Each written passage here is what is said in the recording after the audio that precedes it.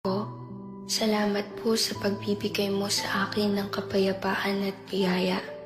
Panginoon, naway samahan mo po akong lumakad, gabayan ako sa lahat ng katotohanan, at bigyan mo po ako ng lakas sa aking kahinaan, pag-asa sa aking pagkabigo, at kagalakan sa aking pasakit.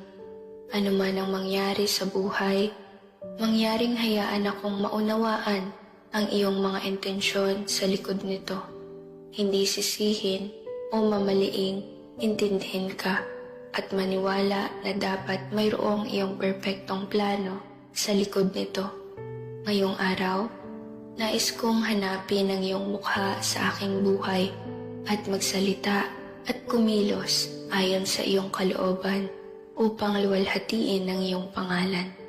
Idinadalangin ko ito sa pangalan ng Panginoong Hesus.